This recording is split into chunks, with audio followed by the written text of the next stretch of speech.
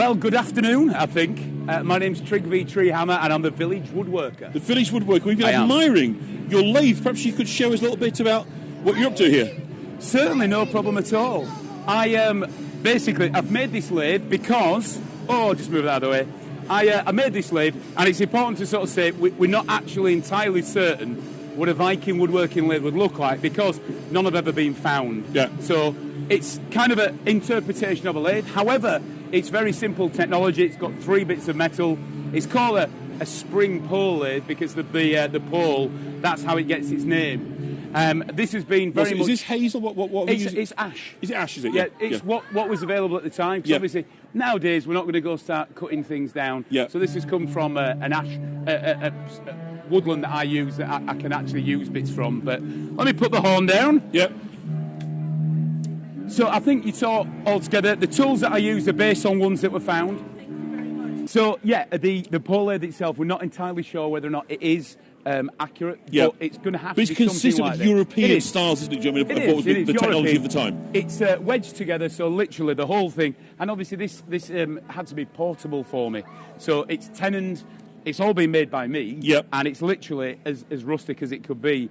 But it works. So in effect, we've got like the classic workbench, isn't it? That was the workhorse really being created first. Yes, that's right. The bottom, modern day this would be called a treadle or the foot pedal. Yep. That piece of wood there, literally, is an addition that I put on. Yeah. So that it stops me from going left and right. Stabilising to stop that lateral movement. Yeah. Because these the Viking turn shoes are very slippy. Yeah. So that's why, and obviously it's a reciprocating lathe. It goes backwards and forwards. Yeah. Because the tension on here, they said, if you can see, guys, that's creating the bend. It's a natural spring back from the wood at the top. That's right, and it is a spring. That's what it is. It's literally a spring. And all it does is it returns the piece of work back. So when I put my foot down, it turns the bowl towards me. Yeah. And when I take my foot off, it just returns it. When I use the tools that I use there, I don't know if you can see those okay. Yeah, very well, yeah. Those are hook tools or snake head tools. I use another one because if I use this one, it'll be a little... Oh, I see. Yeah. So this one's bigger. It's easier to see on camera. That's all I was thinking. So it's a hook tool or snake head tool, these ones. And they're sharpened on both sides. And there are slightly different ones. But ultimately, this is what I use. And, so a woodworker would have a range of these, presumably the blacksmith would make for them to... Absolutely. There's different ones. For example... This is one that I use that literally it's got a bend in it to allow me to get around the bowl edge like this. So it literally allows me a better access around the bowl. Yeah. So I can do that. I can run it into there or run up the inside. Just if I've got a big bowl, it just allows that gap. Yeah. But to be completely honest, most of the time I use a small hook tool, and I'll show you that working now. I'm just taking the core out. Yeah, we can see it working out. Yes. So it's a remarkably smooth action, isn't it? It is when the lathe turning. Yeah, when the wood itself, as we've got it here, it's beech wood. I'm going to try and get. I'm just at the. I have to do sort of 2 actions. One's going in and then one's going up to... Otherwise it creates a sort of flat surface, so you have to create the rolling gradient. Yeah, that's right, yeah. But and then the idea is to work... Got a bit of a knot in there, but work the core down.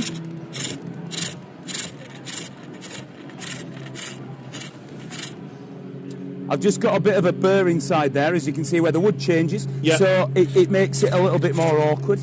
But this is none of the issues are anything that wood turners didn't come up against in history. And I'm just looking at you doing this for a few seconds. It's a very manual work, isn't it? I mean, this is a strong fit person's work. But don't forget, obviously, we had slaves in the Viking Age, and I've got my food that I've got going on over here, which is what I'm using to keep myself going. And yes, it's a very manual job, but it's possible to have a slave doing the peddling, but I could do the actual manual work, or potentially get a slave doing all of the work, depending on the skill level.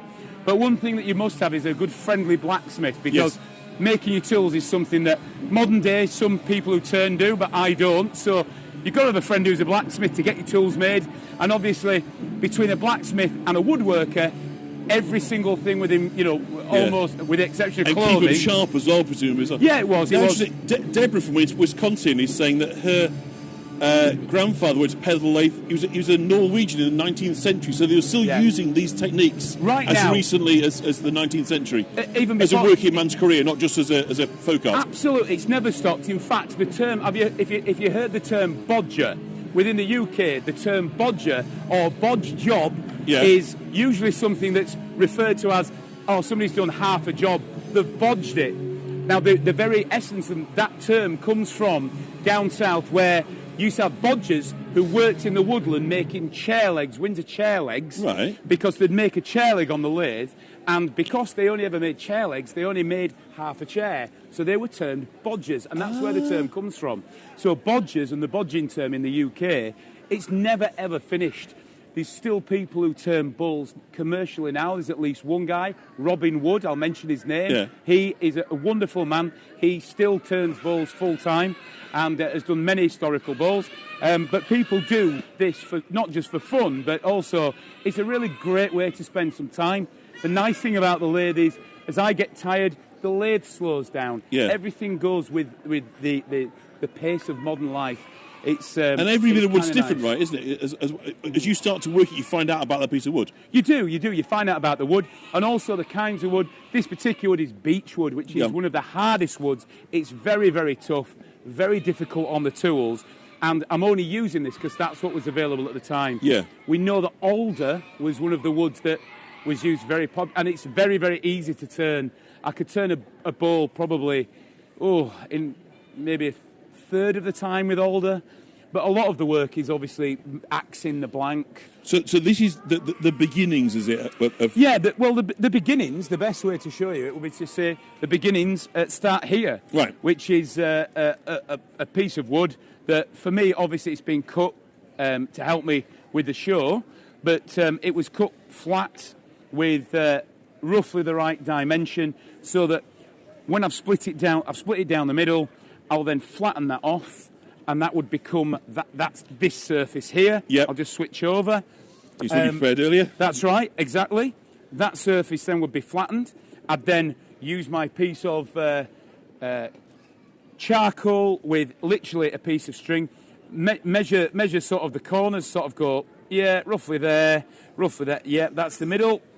And then what I'd be looking at doing is getting a piece of string and holding it on. This is just literally charcoal and string. It could be anything, could be a bit of nettle. And literally what I'll be doing is like this. Yeah, all the way around. And that's how to mark a ball out. Then I'd start by flipping it over and axe that bit off to give me the depth of the bowl. Yep. And then what I do is, and we know that this was actually very similar to the techniques to use, because we found for Viking bowls, partial bowls with this pattern. So that's incredibly helpful, is it, finding things on the route of being finished? Absolutely. So what I'm doing is I'm making facets which help me, because if you keep the facets roughly the same width, you know that you've got an even surface. And of course the idea is to end up with something, obviously this is a little bit done, but ultimately quite round. It's coming to shape though, it's visibly now, it's clear ending up, isn't it? Yeah. Absolutely. So visibly get it going round. And then once that's done, of course, flip it over like that, and then hammer in the extra bit of wood that's called a mandrel modern day, but we're not sure. That's got iron spikes in it, and that, of course, acts as the drive. Yeah. And then it's on the pole lathe. I'm using a leather strap. Yeah. We're not entirely sure what was used, but leather straps used for many other things, and I know it works because I've used it. It's good. So, and then ultimately you end up with a bowl that gets finished. You'll end up with a core, which has probably wandered off with a child or two, But you end up with the middle. Oh, there we go. Yeah. You end up with. So that's that bit there, isn't it? That bit there, it's attached to, Exactly. And then what I do is I snap it off the lathe, so it'll literally be snapped off, and you end up with a core. I'll then use another knife, like a spoon carving knife, if you will, to flatten off the insides. This is actually the other half of that bowl. Yeah. That I've finished off, and then literally that's it. I've left a couple of the axe marks in there because I kind of liked having that little bit of a nod to the fact it's been axed and not, used on a saw. So given the amount of work that went into this, and you're using very traditional techniques, would this then be luxury items, or would everybody own an eating bowl like this? It's like anything else. If you think about anything that I can make that somebody else will want, it becomes like a commodity. Yes. But people have been using wooden bowls for a lot longer than pottery or any kind of stoneware. So, yes, would it be a luxury item? Not necessarily, we don't believe, but ultimately it becomes an item that you've got various grades. These are, these have been made quite rustically. No polishing, no sanding. It's all been done with the tools. So that's a standard bowl that you'd have in a house. Yeah. But ultimately, you can trade them. You'll be able to use them for trading and exchanging, and that's obviously how the society works. So, would it be a luxury item? There are some bowls that I know of that were found that were actually big bowls stapled together with bits of copper. So people did look after them. Whether they were used for religious ceremonies, we don't know, but bowls were repaired where they're cracked. So absolutely, there's a full range. There's a lot we don't know. A lot of external decoration could then be added, couldn't it, as you went into more sort of luxury items? Absolutely, yeah. I mean, you do get bowls that have been carved, and you do get bowls. I put lines in mine because obviously I can do that on the pole lid, and those were very similar to ones that were found. So that's why I do these. Cutting grooves sort of thing, as you mentioned. Yeah. Basically, the if you can see there, I've just got sort of the lines as a decoration point. That's all. That's all it is. You can put, you can colour them in if you wish. These are going to be oiled when they're done or beeswaxed so that they're waterproof. But as you can see, I like it because the beech has got that lovely, the burr pattern into it.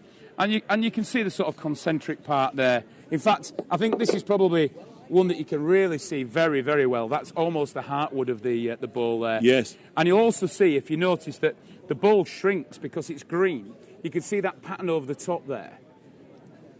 You can see how it's slightly bowed. Yep. Because the bowl itself has shrunk with the grain. Yes. So if you've got a green bowl that's been made in a pole lathe, you look for the lines, you look for the shrinkage, and that'll give you an idea. Fantastic. So, yeah. Thank you so much for that expert demonstration, explanation. I know that the people live on here are thrilled by it. Just one last question. So what are you using the brazier type setup for them? Well, this is basically for cooking. Okay. It's a bit of a nod modern day. Unfortunately, modern day, we need to have health and safety in mind, so we have to have fire pits that are approved. Yeah. So this is all technology. We had steel back then. We had forks, knives. So most of the pans and things are traditional, but the box itself is obviously a bit modern for health and safety. And we're using charcoal because ultimately I need to eat. Yeah. And the best thing that I can do is, because it's very difficult to get a break because we're working within a certain time period, very similar to the original Vikings. Yeah. We've got the daylight and that's pretty much it. Yeah. So I'm going to keep myself going, keep food going, have my slave or my wife or whoever helping and cooking. So I'm on sourdough bread, and lucky me, I actually managed to have one of the lovely young ladies from our group managed to find a beehive. So we've actually got some. So you've actually caught me, and forgive me, I'm starving. So I've just been toasting this bread. Isn't that wonderful? So, and of course, honey was a very, very sort of typical. Oh, very much so. Obviously, honey mead was a big commodity back then. So bees, absolutely. I mean, it was the most natural and one of the sweetest things. So I'm good. Forgive me for eating. No, thank you so much. No problem at all. If I could just grab that microphone back from you, and I'm just going to turn the screen around, and everybody that is on here is going to give you a thumbs up. Is going to be give you a clap. You see, from Canada, from people all over the world here, Philadelphia, there, Canada again, West Virginia. Just delighted in South Africa. Thanks, guys. I hope you're all doing really well out there. Do you have a website or anything that you can share with us? No, I'm here as part of the Jorvik team, so the Jorvik Viking Festival, as in Jorvik Viking Centre. If you're ever visiting this country, come to York. It's a historic place. It is. It is the land of the Vikings and many other places. Thank you so much for listening to me chatting, and forgive me, but I'm going to get back to my food and give you your microphone back. Thank you so much.